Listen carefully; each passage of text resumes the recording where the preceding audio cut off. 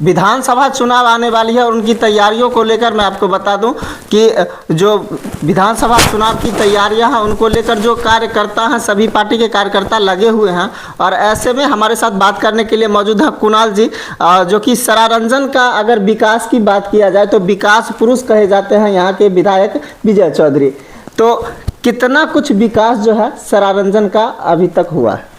देखिए, विकास पुरुष सरारंजन के संदर्भ में जो कहा जा रहा है एक ही मिथक है, ये एक चुटकुला है। हाँ, ये सरारंजन का डेवलपमेंट नहीं हुआ है, माननीय का डेवलपमेंट हुआ है। माननीय के आप सचिव का डेवलपमेंट हुआ है। अच्छा। और माननीय के इर्द गिर्द जो 2-4 लोग हैं। अच्छा। जो दलाल प्रवृत्ति के लोग हैं उनका डेवलपमेंट हुआ है, नहीं तो डेवलपमेंट कहाँ हुआ है? आपके कहने का मतलब जनता का डेवलपमेंट नहीं हुआ है? कहाँ, आप बताइएगा ना।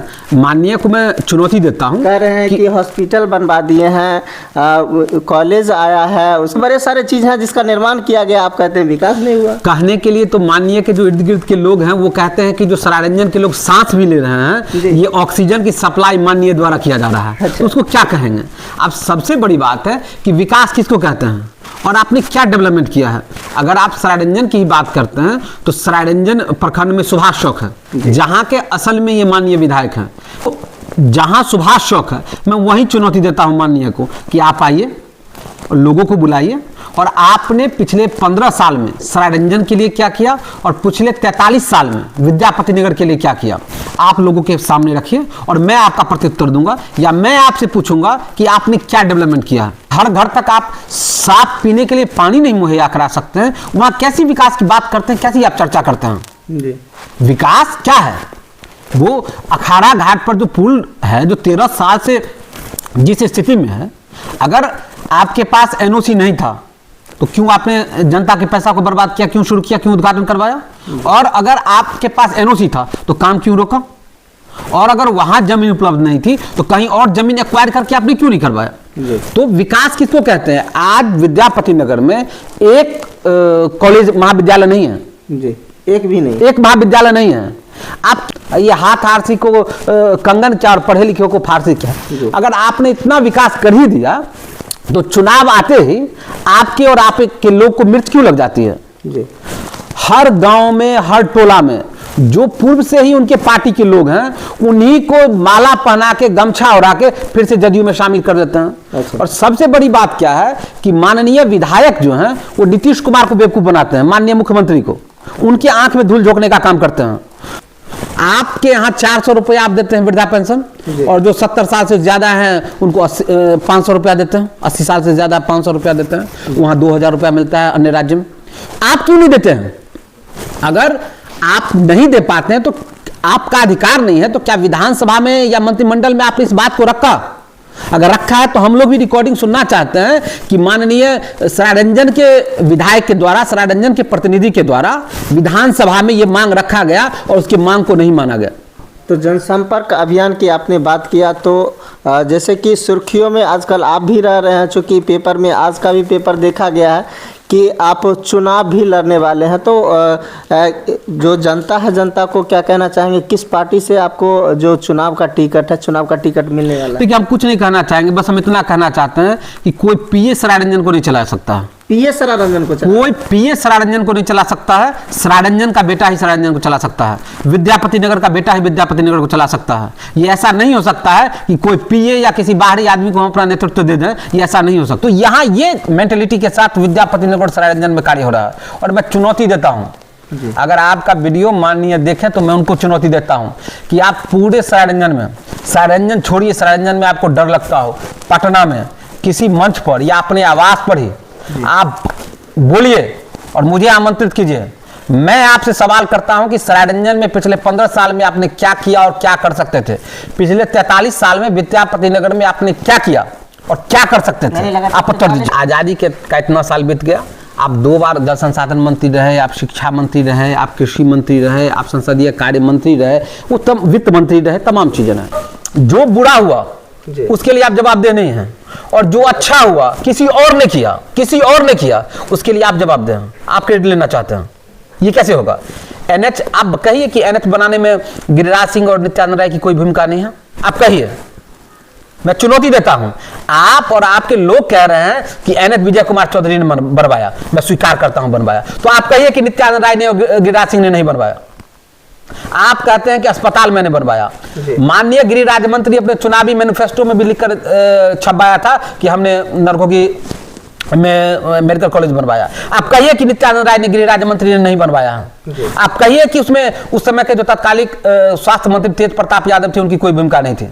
आप कहिए कि नरघोगी के मठ की इसमें कोई भूमिका नहीं थी। और आप ये भी कहिए कि उस भूमि पर जो सैकड़ों किसान खेती कर रहे थे उनकी कोई भूमिका नहीं है।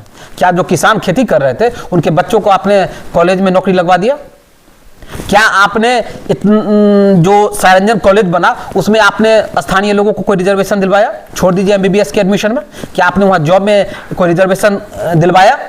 क्या आपने ऐसा कोई मंत्री परिषद से बिल पास करवाया? क्या मंत्री परिषद से कोई प्रस्ताव पास करवाया कि जब भी यहाँ जॉब होगा 65%, 50%, 85%, 95% सरायरंजन की युवाओं को नौकरी होगी? आपने किया? तो फिर क्या डेवलपमेंट किया आपने? विधानसभा चुनाव में जो इस बार सुनने में आ रहा है कि आप विधानसभा चुनाव भी लड़ने वाले हैं, तो आखिर क्या कुछ वजह था कि जिसके कारण आपको इस विधानसभा चुनाव में आना पड़ा? देखिए, मैं लगातार लोगों से जनसंपर्क में रहता हूं, मैं घूमता रहता हूं, लेकिन इनकी जो विकास के प्रति उपेक्षा है उससे लोग परेशान हैं। और ये बाहर के हैं, स्थानीय नहीं हैं। इनसे मिलने के लिए कम से कम किसी लोग के पास 5,000 रुपया होना चाहिए, तभी इनसे मुलाकात हो सकती है। ये पटना रहते हैं। पटना रहते हैं। एक गाड़ी भाड़ा कीजिए, 3,000 रुपया में गाड़ी होगा।